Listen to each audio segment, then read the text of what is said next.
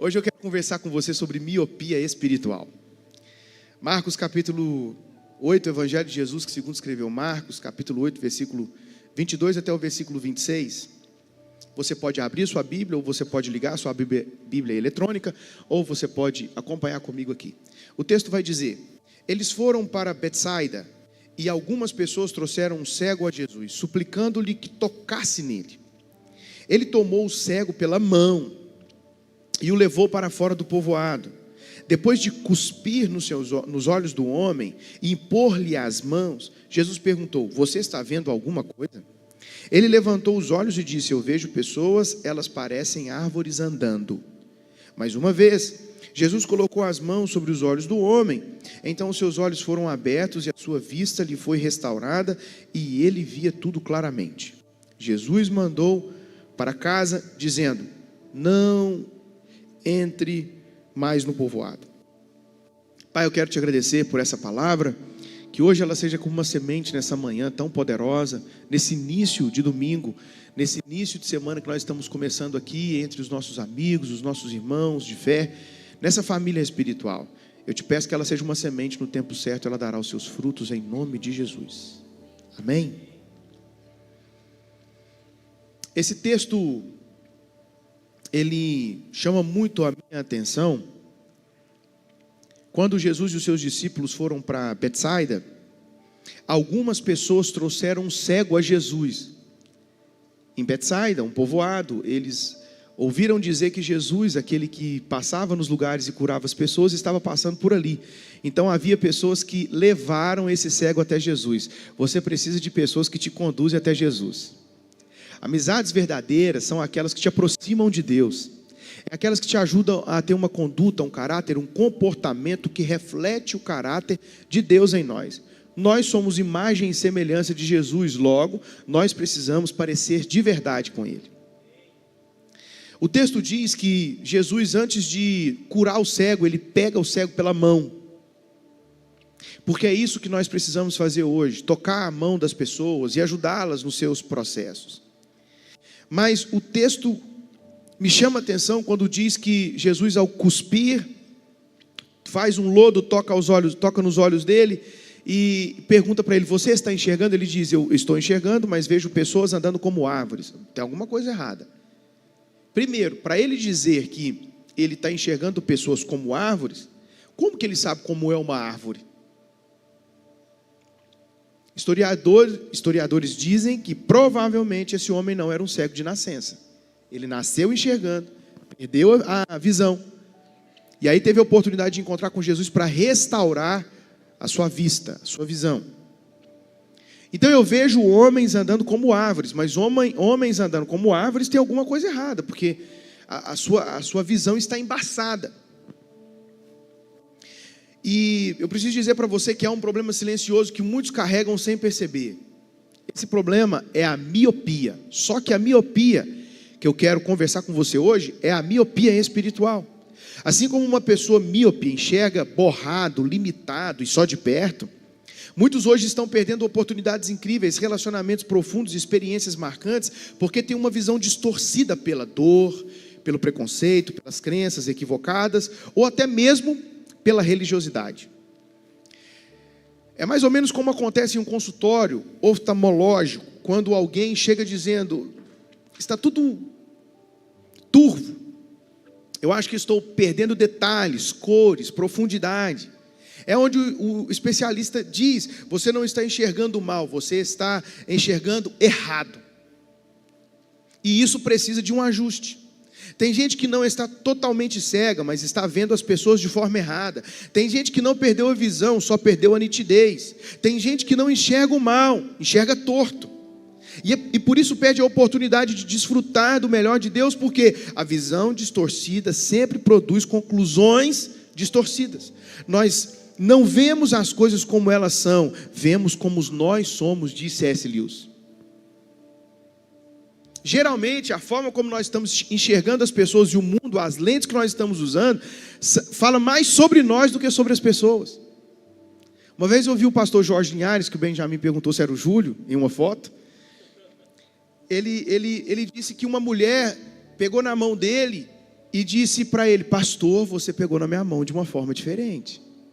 Ele disse: você achou? Ele disse: sim. Em uma roda de oração, ele pegou na mão dela e disse assim: então vamos lá falar para minha esposa?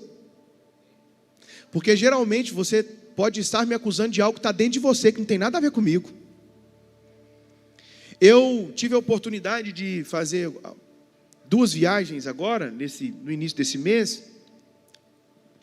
Conforme eu já havia conversado com vocês aqui, para levar o Benjamin e a Melanie para uma experiência. E lá no lugar que nós fomos, é Gramado, tem uma rua torta. Eu acho que até tem uma inspiração em uma rua de outro país. E passando ali, eu vi algumas pessoas comentando: nossa, mas isso que é a rua torta? Não, que coisa mais sem sentido. Isso que é a rua torta? Eu vejo gente tirando foto falando da rua torta. A verdade é que as coisas e as pessoas vão ter a beleza que você decidir dar. Uma outra viagem que fizemos essa semana que passou, estava em casa, e eu percebi que eu estava entrando no 2º ciclo de 7 com Marina no nosso casamento. 14 anos que nós fizemos de casados. E 14 anos significa muita coisa. Nós já passamos por momentos difíceis, tristezas, alegrias. E eu falei: geralmente a gente faz alguma coisa, mas eu falei: não, a gente merece ir para um lugar. E eu pensei no lugar que traz e remete historicidade, história, porque nós estamos construindo uma história, em um lugar que fala de legado, e o que nós estamos fazendo é deixando um legado. Dizem que qualquer empreendimento, e no casamento não é diferente, quando você passa dos 7 anos, é um grande sinal que existe uma grande chance disso não acabar, se você tomar os cuidados que você precisa tomar e cultivar como se cultiva um jardim. Existem crises em casamentos que são chamados principal, que você tem que tomar muito cuidado se você está nessa fase aí, é do 5º até o 7º ano do casamento. Esse é crucial. O diabo vai fazer de tudo para poder bagunçar com a sua vida, porque ele é crucial. É muito natural no casamento, quando você sai de sua cultura, o cônjuge sai de outra cultura, para vocês formarem uma nova cultura, até que as coisas chegam no lugar certo. De fato, pode demorar mais um tempo. Então nós fomos para esse lugar, e eu já vi pessoas ir para esse lugar e dizer: nossa, casa velha, museu velho, rua velha, lugar velho. Eu já olho e percebo que esse lugar não é velho, ele pode ser antigo, como é o Antigo Testamento, e nele existe uma história incrível, um legado maravilhoso, uma cidade com mais de 300 anos que tem histórias maravilhosas de um legado que pessoas deixaram para nós.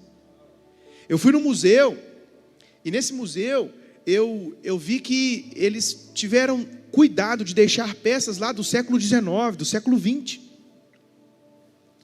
Inclusive alguns tecidos, algumas roupas que os sacerdotes usavam da igreja católica. Uma estola, me chamou muita atenção, uma estola sacerdotal, e nela continha fios banhado a ouro, de ouro. Eu entrei numa igreja que foi construída, demorou-se pelo menos 50 anos para construir ela, ali no ano de 1740, até no período de 50 anos depois disso, e foram doados cerca de 472 quilos de ouro para aquela construção. Não significa necessariamente que lá dentro tem 472 quilos de ouro, mas foi doado para a construção dela. E você chega lá em cima, principalmente essas igrejas mais históricas, elas são enormes, são grandes, muito grandes. Quando você olha assim para cima, ela é enorme, porque todas as vezes que você vai estudar na teologia, e os cristãos gostavam de fazer coisas grandes, porque eles entendiam que tudo tem que ser grande, porque a grandeza representa o meu Deus.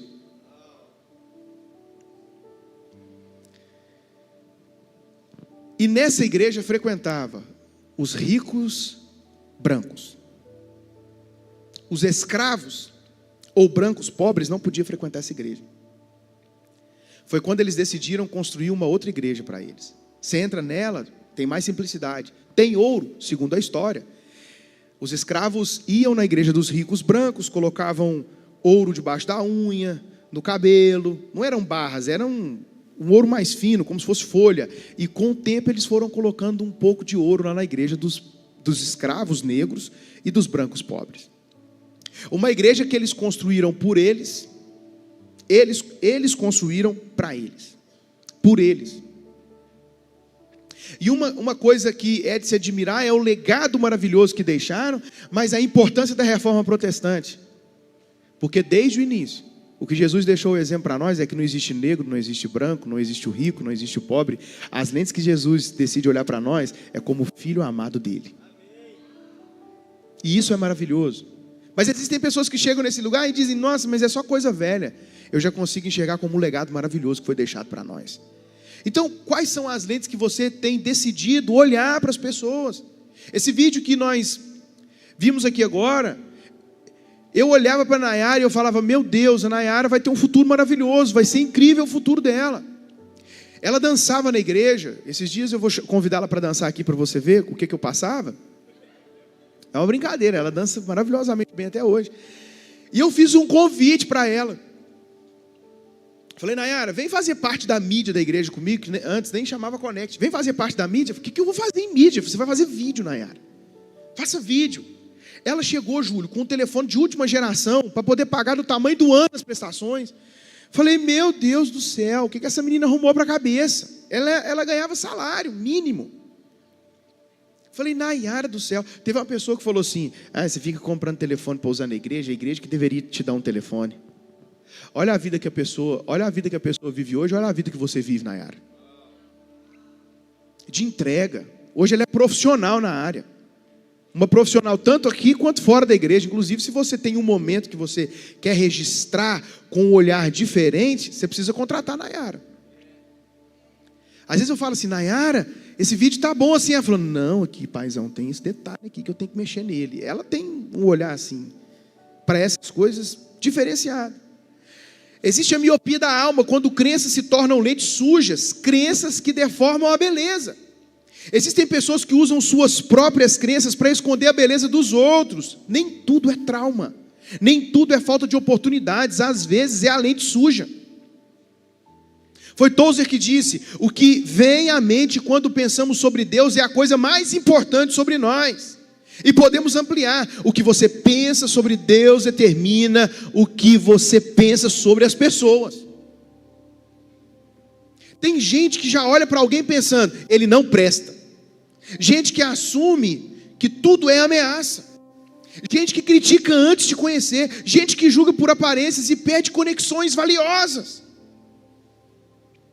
Então, hoje é um bom momento, um bom dia para você pedir a Deus: Senhor, eu preciso mudar as minhas lentes, porque eu estou vendo as pessoas como árvores. Deus deseja que você olhe para as pessoas com as lentes que Ele olha para mim e para você. A religião, ela enxerga para excluir, não para incluir. Alguns veem errado porque aprendem errado, como os fariseus que tinham a Bíblia, mas não tinham visão. E o que eles amavam fazer era julgar pessoas. Eles queriam sentar no trono de Moisés e ficar com um cetro julgando. Eles tinham a letra, mas não tinham a luz. Eles viam pecadores, eles não viam pessoas. Eles viam adúlteras, eles não conseguiam enxergar filhas. Eles conseguiam ver Zaqueu, mas eles não conseguiam ver uma pessoa restaurada. Eles viam leprosos, mas não viam irmãos. Eu gosto da frase de Max Lucado que diz: a religião diz, conserte para depois vir. Jesus diz: venha para que eu possa restaurar você como você está. Uma visão religiosa sempre rouba a beleza do outro. Então você tem que tomar cuidado, porque a religião, ela te aprisiona.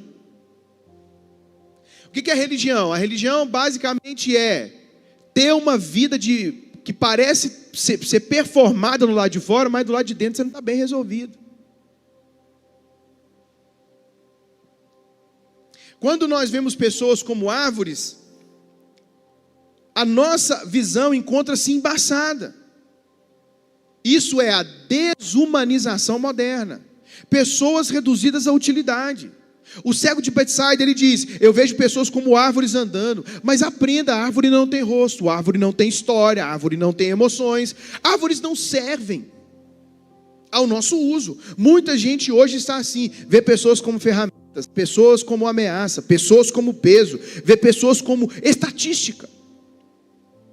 Mas é com o olhar de Deus que você precisa olhar para sua esposa. É com o olhar de Deus que você precisa olhar para o seu marido. É com o olhar de Deus que você precisa olhar para os seus negócios. É com o olhar de Deus que você precisa olhar com misericórdia e graça.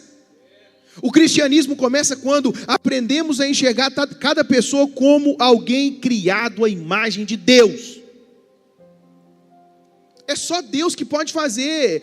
Aqui no momento do Mensageiros Music, cantando aquela atmosfera gostosa, eu me derramei em lágrimas, porque eu me emocionei ao me lembrar da forma como Deus resolveu usar as lentes para comigo. Eu não tinha nada para oferecer para Deus. Eu cresci na igreja. Fiz muita coisa errada não. Ontem eu estava ministrando em Arcos, eu comecei a falar, né, que eu não tinha nada para dar certo, mas também não era no nível do pastor Said. Pastor Said eu vou trazê-lo aqui mês que vem para você conhecer um pouquinho dele. Mas eu não tinha nada para oferecer. Eu cresci num bairro que a cultura do bairro era terrível.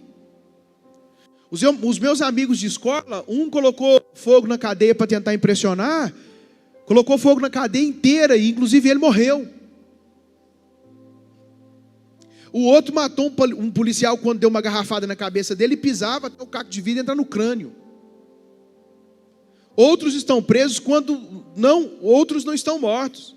Foi nesse ambiente que eu estudei.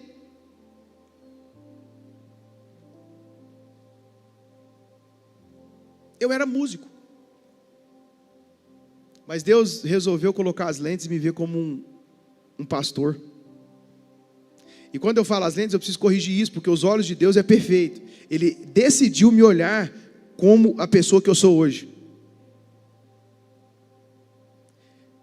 As pessoas dizem, pastor, você tem uma habilidade para poder enxergar o que a gente não enxerga. Eu só resolvi fazer o que Deus fez na minha vida.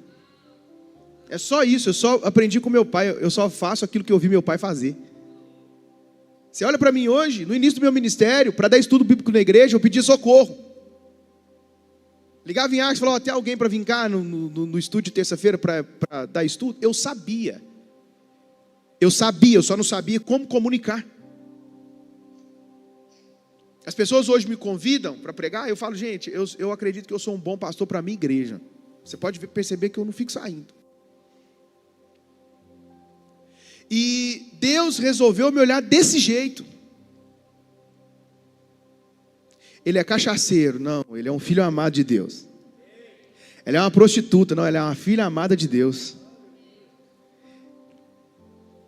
Ele é um drogado, não, você não sabe que vai ser um pregador da palavra.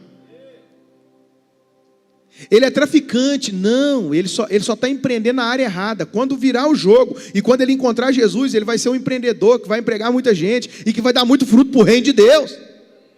É as lentes que você precisa trocar.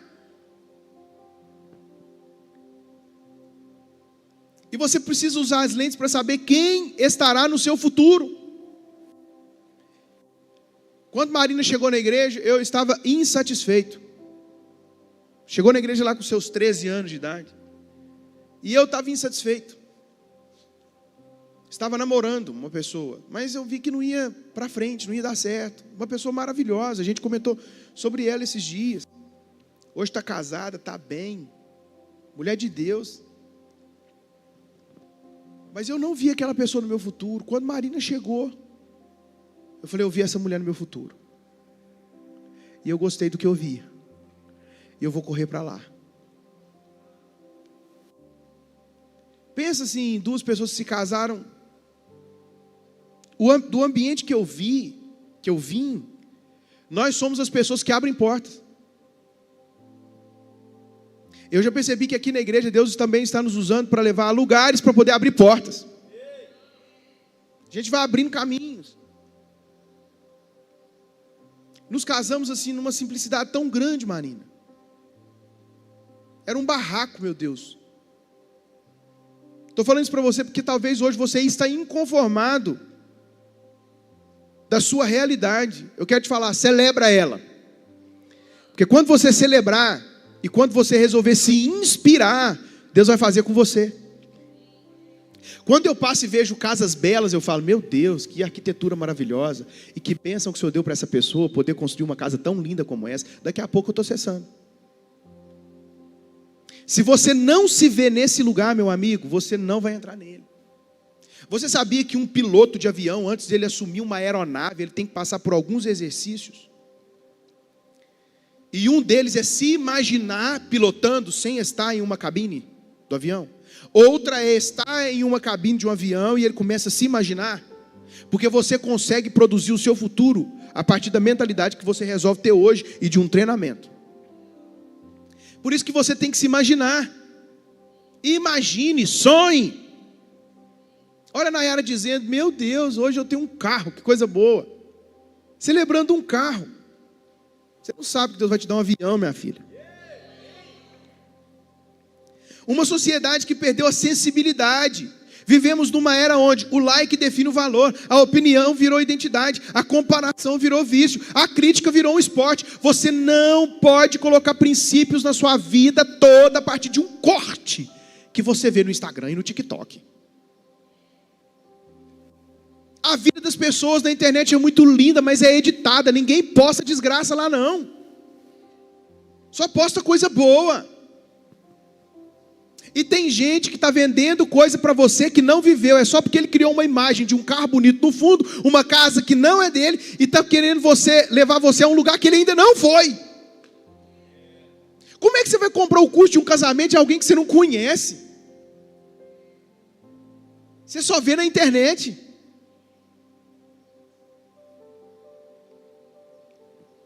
Hoje as pessoas são definidas pelo número de seguidores que ela tem.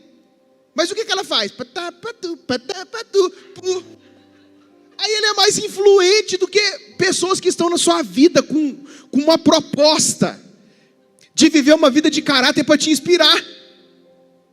Seguidor não define influência. Vou falar de novo. Seguidor não define influência. Você quer viralizar hoje no Brasil?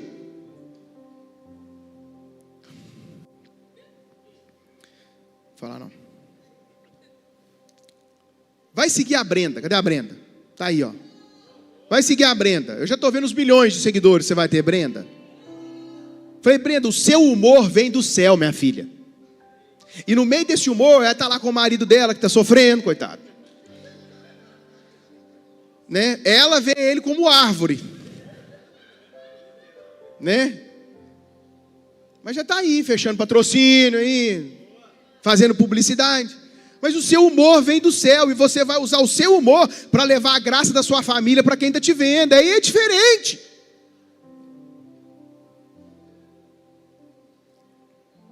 Você tem que parar de perder tempo com idiotice. Você sabia que na China, foi onde o TikTok foi criado, é isso? Na China. Você sabia que onde o TikTok foi criado, essas besteiras que passam aqui no Brasil lá, é proibido?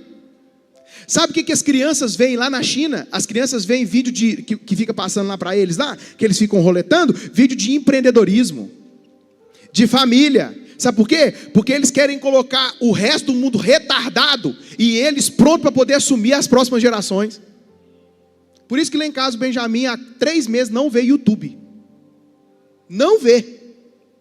Depois de 3 meses, e assim, a gente não briga com isso não, tá? A gente conversa. Ó, filho, eu acho que não tá legal você ver YouTube. Por quê? Não, filho, esses caras aí, eu não quero que esses caras sejam... Olha como que o mundo muda. E nós precisamos ter esse olhar. Olha que interessante. Tempos atrás, quem que eram os nossos heróis? Era o Pelé. Quem mais? Era o Garrincha. Era o cara lá eu digo heróis assim, do futebol. Né? Quem mais aí? Hã? Não entendi. Zico. E aí o tempo vai mudando. Observa, hoje os nossos filhos têm como um desejo de alcançar a vida que tem os YouTubers. Pensa nisso. Os YouTubers. O que você quer quando você crescer? Você vai ser o quê? YouTuber. Nada contra não, uma profissão, é uma profissão desse tempo, está aí. Mas que tipo de YouTuber que os nossos filhos estão vendo?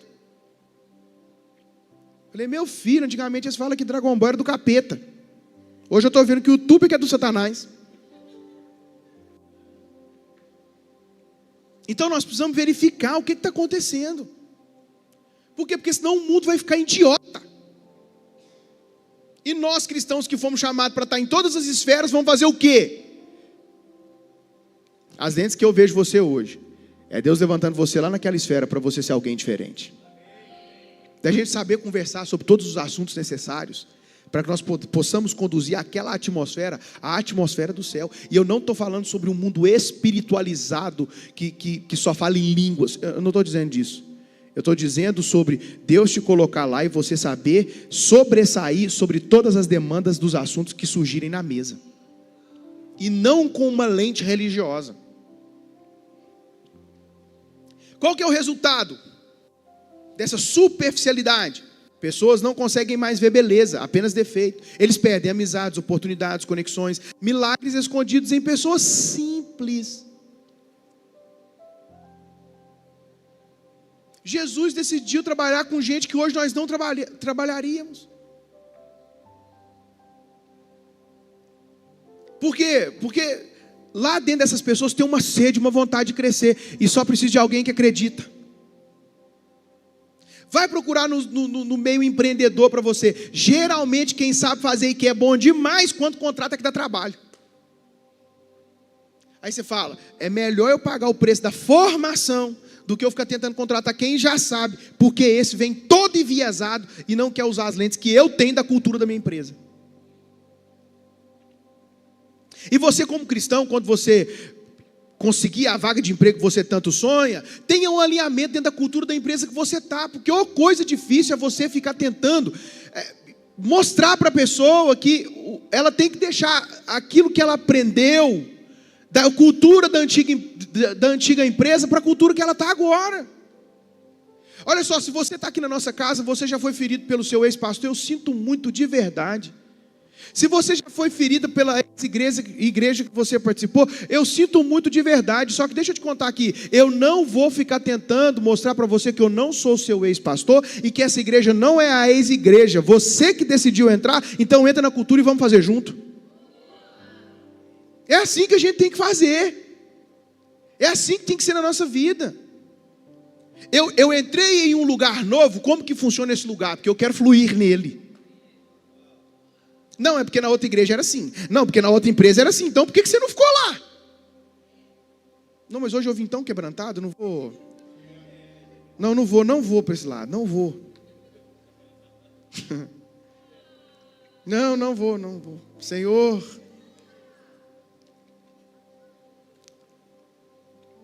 Jesus toca de novo, 2 vezes, porque Ele sabe que alguns enxergam devagar. Jesus tem a paciência, às vezes, com as pessoas que nós não temos. O texto diz que Jesus tocou 2 vezes, isso nos liberta de um peso. Nem toda cura é instantânea, nem toda visão é imediata, nem toda mudança é rápida. Deus trabalha por processo. Eu gosto da frase que diz, a graça não acontece quando mudamos, a graça quando acontece para que possamos mudar. Ah não, vou falar de novo, anota, tira uma foto, me marca.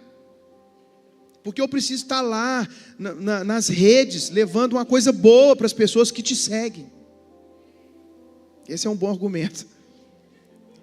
A graça não acontece quando mudamos. A graça acontece para que possamos mudar. Meu Deus. Você está tirando a foto? Deixa eu ficar mais posicionado. Antes de curar os olhos, Jesus pegou o cego pela mão, porque antes de ajustar a sua visão, Ele te dá direção. Talvez hoje Jesus esteja dizendo, deixa eu te conduzir, porque enquanto caminho com você, eu curo sua forma de ver. A verdadeira cura não é apenas enxergar, é enxergar como Cristo. Onde o mundo vê desprezível, Jesus vê tesouro. Onde o mundo vê fraco, Jesus vê futuro. Onde o mundo vê problema, Jesus vê propósito. Qual que é a restauração final? Quando a visão é curada, a vida é expandida. A visão define o seu destino. Gente que vê pequeno, vive pequeno. Gente que vê torto, vive confuso. Gente que vê negativo, vive travado. Mas quem tem visão restaurada, vê oportunidades, vê propósito, vê beleza, vê graça em pessoas imperfeitas e vê Deus em lugares improváveis. Eu digo para você, viaje, porque quando você viaja, a sua mente é expandida. Nessa viagem que fizemos agora, eu levei meu irmão. Ele teve a oportunidade de casar no mesmo dia que eu. Existem coisas assim, sabe? O dia muda porque você decidiu fazer algo diferente nele. O dia 15 não é importante porque é a proclamação da República. O dia 15 é importante porque a Thaís nasceu nele. Essas são as lentes que eu uso. Você concorda ou não, Júlio? A proclamação da República é importante? É. Mas se tornou mais importante porque a Thaís resolveu nascer nele. E você é tão importante que Deus resolveu fazer você nascer num dia de descanso. Porque é nessa atmosfera que Ele vai levar a sua vida. A partir desse novo ciclo. Descanso, um tempo de colheita. E você vendo as coisas chegar assim e falar: eu já trabalhei mais e tive menos.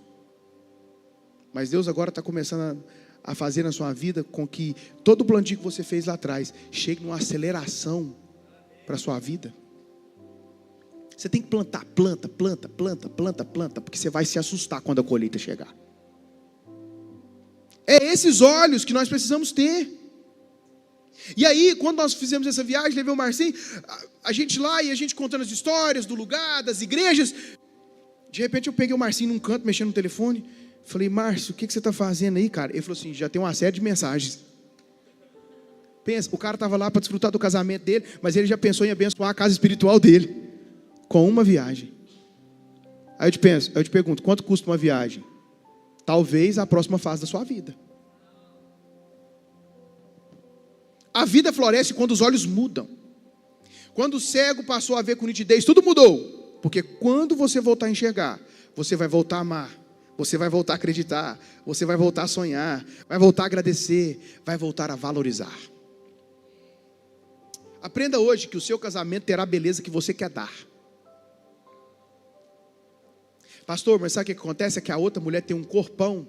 Pois é, mas não tem um interior que nem a sua mulher tem, não. Pastor, mas aquela outra mulher tem um corpo tão bonito. Paga para a sua também para você ver se você não faz o corpo ficar igual a da outra. Paga lá. Pastor, mas aquela outra mulher é tão bonita. Não acorda do seu lado.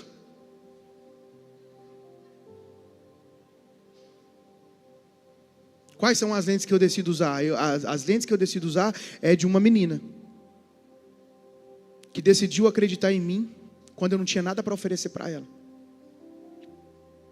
Comecei a namorar a Marina, ela tinha 14 anos. Não aconselho ninguém a fazer isso hoje. Eu tinha 17, já sabendo o que eu queria para a minha vida. Ela se casou comigo, tinha 18, eu tinha 21. Marina é a mulher da minha vida, que me entregou a juventude dela. E o meu compromisso é continuar amando Marina. Marina deixou os sonhos dela para viver os meus sonhos. E hoje nós vivemos o sonho de Deus. Marina decidiu largar a cidade dela para embarcar em um lugar que, quando nós viemos morar aqui, era um barraquinho, do lado da igreja. Tinha uma televisão. Quando a gente queria fazer funcionar, a gente colocava um bombril na antena, dava um tapa nela e ela gritava: ô louco meu.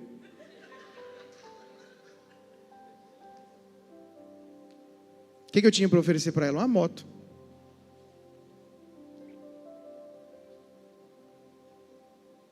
Ela acreditou. Ela me deu as pessoas preciosas da minha vida, Benjamin e Melanie. Eu vi a barriga dela sendo cortada em várias camadas.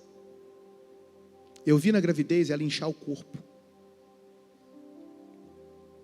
Eu vi ela perder medidas.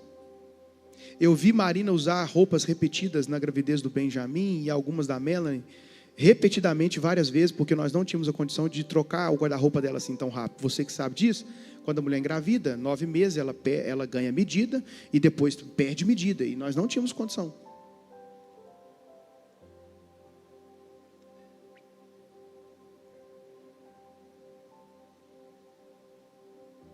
Eu vi ela vomitando dia após dia. Eu vi ela tentando ganhar a Melanie de parto normal e sofrendo. Quase 24 horas de trabalho de parto. Eu vi ela abrindo mão da carreira profissional dela para ser a mulher de Deus, a pastora dessa igreja. Porque tudo que você vê funcionando perfeito aqui, às vezes não vem de mim não, tá? É do olhar de fluxograma que ela tem. Porque é ela que gerencia isso.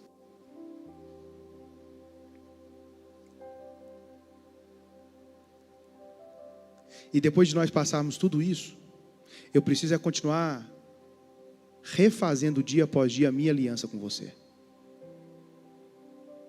E é isso que você precisa fazer no seu casamento, na sua vida. Usar essas lentes de amor e de cuidado. Pegar os olhos de Deus emprestado. A sua igreja terá a beleza que você quer dar. Escute isso. Não se acostume com o que Deus está fazendo aqui no nosso meio, porque é milagre. Vou falar de novo. Não se acostume com o que Deus está fazendo no nosso meio, porque é milagre. Estar aqui nesse lugar, sabe como eles falam? De que igreja que você é? Da Mensageiros? Ah, daquela grandona.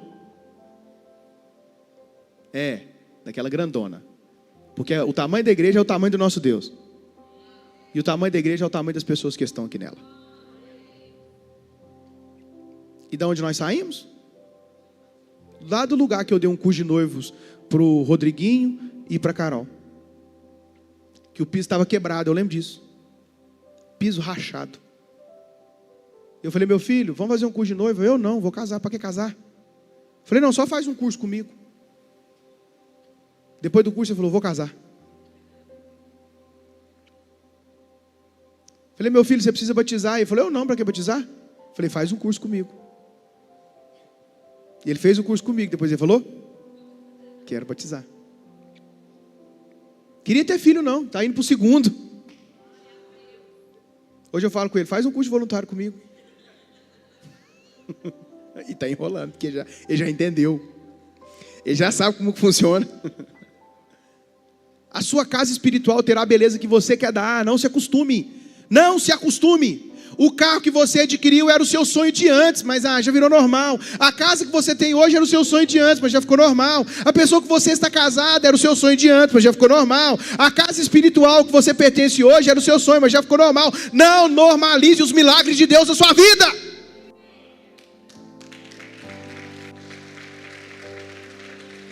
Celebre todos os dias. Eu celebro. Senhor, a Marina era a mulher que eu queria me casar. Que mulher maravilhosa. Hoje saindo de casa eu falei, meu amor, você está espetacular. Que mulher linda. Os meus filhos, vocês, eu sonhei com vocês. Eu não quero me acostumar com isso. Vocês, eu não quero me acostumar com isso. Nós éramos 20 que entregamos a nossa vida. Nós falamos, nós vamos alcançar essa cidade. Você está aqui hoje porque nós sonhamos com você antes de te conhecer. E milagre. E Deus fazendo milagre atrás de milagre. A sua empresa, os seus colaboradores terão a beleza que você quer dar. O seu patrão terá a importância que você quer dar. A cidade onde você mora terá a beleza que você quer dar. Lagoa da Prata é maravilhosa. Essa cidade é linda. Pastor, não é não. Então quais lentes você está decidindo usar para poder vê-la? Seus líderes espirituais terão a importância e a beleza que você quer dar. O seu Deus, até o seu Deus, terá a beleza e a importância que você quer dar.